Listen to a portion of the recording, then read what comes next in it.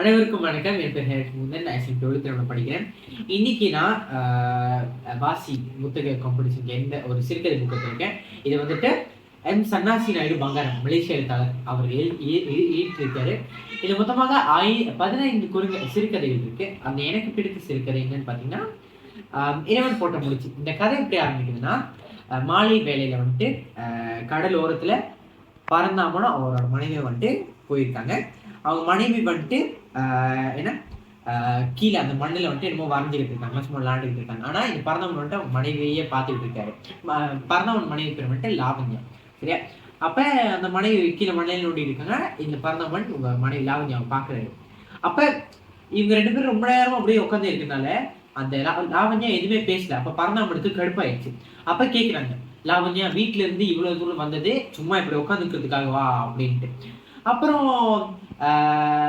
என்ன லாவண்யா அவங்கள பாக்குறாங்க. பரந்தாமனை பார்த்துட்டு திருப்பி அந்த கோலம் போட ஆரம்பிச்சிட்டாங்க மணல்ல. அப்ப பொறுமை வந்துட்டு என்ன பரந்தாமன் பொறுமை எழுந்துட்டாரு. அப்ப பொறுமையில் அவர் என்ன பண்ணாரு, கையை இழுத்துட்டு தோல் மேல கை வச்சுட்டு, நீ வந்துட்டு ஏன் இப்படி பண்ற, நான் பாட்டுக்கு இங்க பேசிட்டு இருக்கேன், நீ பாட்டுக்கு இப்படி உட்காந்துருந்தா என்ன அர்த்தம் அப்படின்னு. இப்ப லாவண்யா சுத்தி முத்தி பார்த்தாங்க. இவர் சத்தம் போட்டது யாராச்சும் பாக்குறாங்களா, நம்மளுக்கு அவமானம் ஆயிடுமே அப்படின்னு பார்த்தா யாரும் பார்க்கல. ஸோ அவங்க கேட்குறாங்க, இப்போ என்ன ஆச்சு நீ இப்படி சத்தம் போட்டுக்கிட்டு இருக்கீங்க அப்படின்னு. அப்புறம் அதுக்கு பறந்தவன் சொல்றாரு, அப்புறம் என்ன வந்து ரொம்ப நேரம் ஆச்சு, கேட்கறதுக்கு எதையும் சொல்லாம கம்முன்னு இருந்தா எப்படி, எனக்கும் நானும் மனுஷன் தானே அப்படின்னு கேட்கிறாரு. அப்ப இவங்க சொல்றாங்க, இங்க பாருங்க, இப்ப என்னத்த புதுசா சொல்ல போறீங்க, அதே தான் சொல்ல போறீங்க அப்படின்னு. அப்ப ஏன்னா பரதம் சொல்றாரு, அப்படி சொல்லிட்டா எப்படி லாவண்யா, நீ மனசு வச்சாதான் முடியும் அப்படின்னு. அப்ப லாவண்யா சொல்றாங்க, உங்க விருப்பம் போல எனக்கும் இருக்கு, ஆனா எப்படி அப்படின்னு. அப்ப பரந்தவன் சொல்றாரு, அப்படின்னா என்ன அர்த்தம் லாவண்யா அப்படின்னு. அப்ப லாவண்யா சொன்னாங்க, இந்த விஷயத்துல இருந்தாலும் நீங்க கொஞ்சம் அவசரப்படுறீங்க அப்படின்னு கொஞ்சம் கனத்தமான ஒரு கொஞ்சம் சத்தமான குரல்ல தான் பேசினாங்க. அப்ப பரந்தவன் கேட்டாரு, பொறுமைனா எவ்வளவுதான் பொறுமையா இருக்குது, என்னால இதுக்கப்புறம் பொறுமையா இருக்க முடியாது அப்படின்னு. இப்ப பரந்தாமன் இவங்க இறந்த விஷயத்த பத்தி பேசியிருக்காங்கன்னா, பரந்தாமனோட தம்பி முகுந்தன் அவர் வந்துட்டு எதுலையுமே பொறுப்பு இல்லாம, ஏன்னா தன் என்ன செஞ்சாலும் கேட்கறதுக்கு ஆள் இல்லை அப்படின்ட்டு இஷ்டத்துக்கு ஊர் சுத்துறது அந்த மாதிரி ஏன்னா அந்த மாதிரி செஞ்சுக்கிட்டே இருக்காருல. அப்ப வந்துட்டு லாவண்யாக்கு ஒரு தங்கச்சி இருக்கு. அவங்க பேரு துர்கா.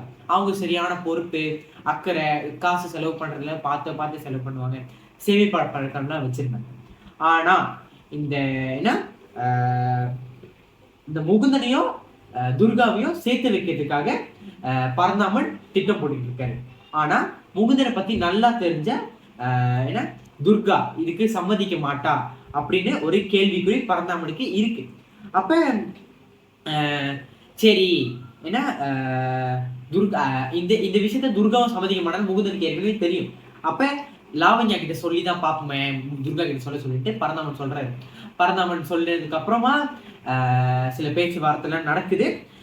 அதுக்கப்புறம் ஏன்னா 2 பேருமே வந்துட்டு இந்த பரந்தாமன் லாவண்யாவும் துர்காவோட வீட்டுக்கு போறாங்க. அங்கதான் அவங்களுக்கு ஒரு பெரிய அதிர்ச்சியை காத்திருக்கு. என்னன்னு நான் சொன்னேன். போயிட்டு அப்ப துர்கா சொன்னாங்க, அக்கா அம்மா வீட்டுக்குள்ள வாங்க அப்படின்னு. அங்க ஒருத்தர் வந்துட்டு என்ன உட்காந்துருக்காரு. அப்ப இவங்க 2 பேரும் உள்ள போயிட்டோன்னே லாவண்யா தேநீர் கொண்டு வந்து இவங்களுக்கும் அங்க ஒரு ஆண் உட்காந்துருக்காரு, அவருக்கும் கொடுக்குறாங்க. அப்ப கேட்குறாங்களா, அப்படியே கண்ணா செல்வியே பேசிக்கிறாங்க, அக்காவும் தங்கச்சியும் யாரு இவன் அப்படின்னு இப்படி அசைவிலே பேசுறாங்க, ஏன்னா அவர் கேட்டுக்கூடாதுல.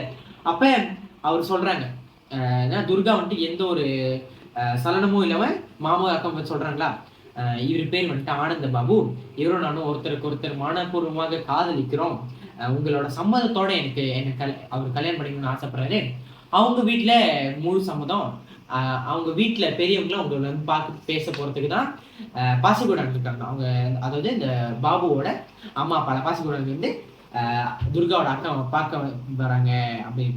அப்ப இந்த பரந்தாமனுக்கு தலையில இடியே விழுந்த மாதிரி, என்ன இவ இப்படி பண்ணிட்டாளே அப்படின்னு.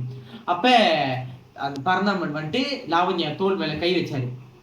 கை வச்சுட்டு காதல் சொன்னல, உண்மையா இருந்துக்கிட்டு இவ்வளவு செஞ்சுட்டா அப்படின்ட்டு. அப்ப என்ன தன்னோட கணவன் அடைந்த ஏமாற்றத்தை போக்குவதற்கு துர்கா லாவண்யா என்ன செஞ்சாங்க, பரந்தாமனோட கையை பிடிச்சி சரிங்க அப்படின்னு சாயம் பண்ணிட்டு அப்படி இந்த கதை முடியுது. அப்ப யாருக்குன்னு இறைவன் ஏற்கனவே முடிச்சு போட்டிருப்பாரு, அதுபடியாதான் கண்டிப்பா நடக்கும். இதுதான் இந்த கதையோட ரிவ்யூ. நன்றி.